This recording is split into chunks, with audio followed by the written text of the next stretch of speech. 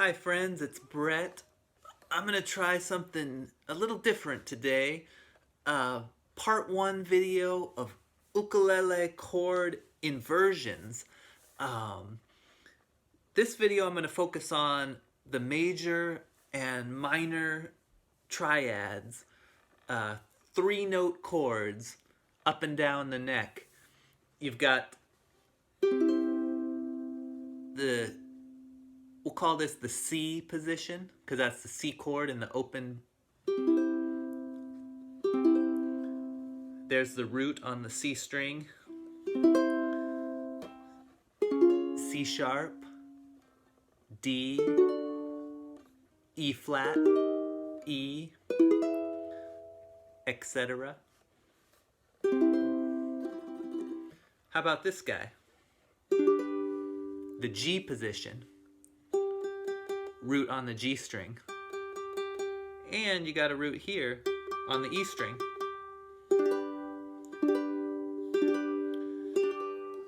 Bringing this guy up the neck is a little tricky. G sharp, A, B flat, B, C, etc. How about F?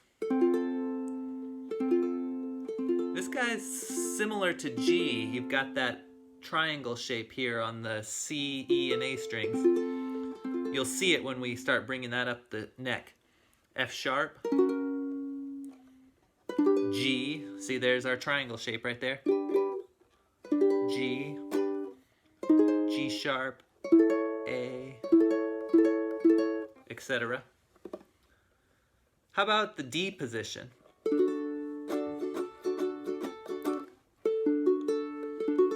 This one is a cousin of the C position, because you got your root on the C string. That one goes up to E flat, up to E, up to F, F sharp, etc. How about, what am I missing? The A position. Root is on the A string and the G string. A. Goes up to B flat, to B, C, C sharp, D, etc. How about E? In the open position, E is a little tricky.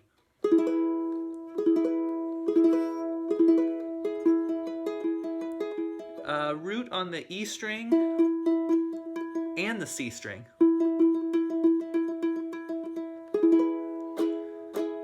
This shape is really hard to move up the neck. You can do it up here a little better where the frets are closer together, but most of the time people don't move this shape up and down.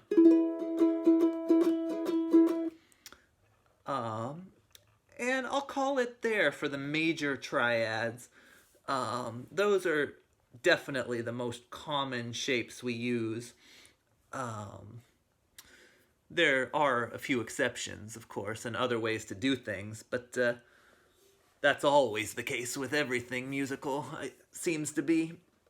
Alright, let's look at the minor triads. Let's start with A minor.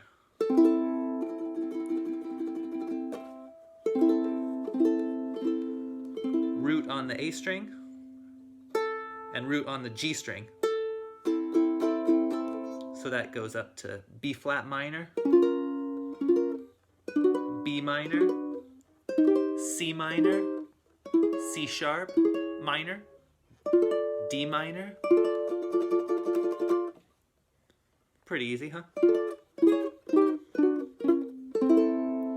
How about G minor? Here we've got root on the G string and root on the E string. G, G, G, G, G. Of course, G sharp minor is the next one on, and then A minor is the next one. I love this A minor. I use it a lot. That goes up to B flat minor, B minor, C minor, etc. How about D minor?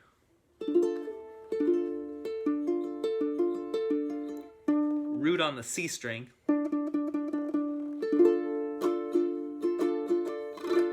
Goes up to E flat minor and E minor,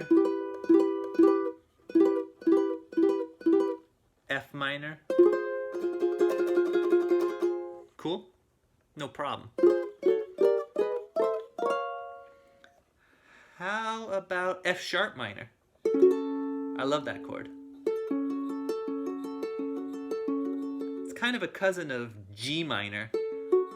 You'll see when we raise it a half step to G minor, you've got that G minor shape right here on the bottom three strings. There's G minor, F sharp minor, G minor, G sharp minor, A minor. How about F minor?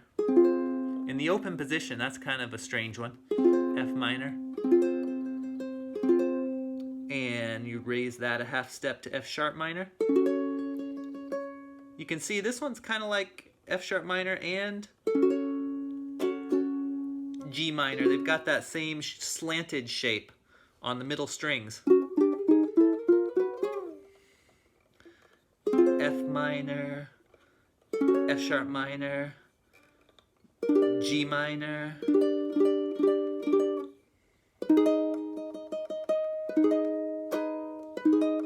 what's that?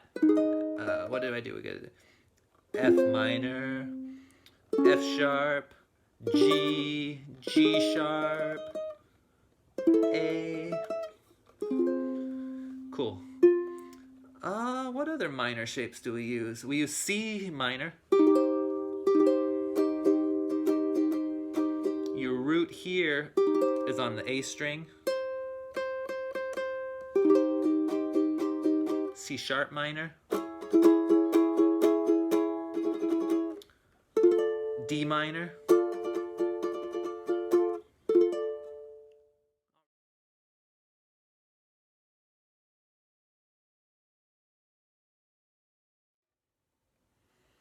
Now that we've taken a look at the usual chord shapes for most major chords and most minor chords on the ukulele, let's start thinking about how to produce inversions. The point of the video, after all. We want a C. We want to find the next C.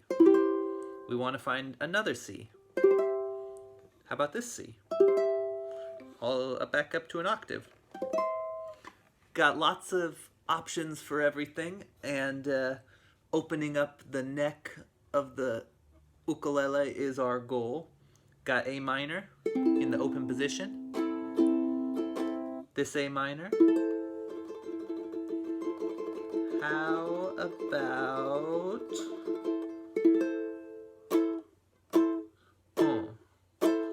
Well, here's an A minor. Yeah. Lots of options up and down the neck. Some of you might have heard of the caged method that the guitar players use.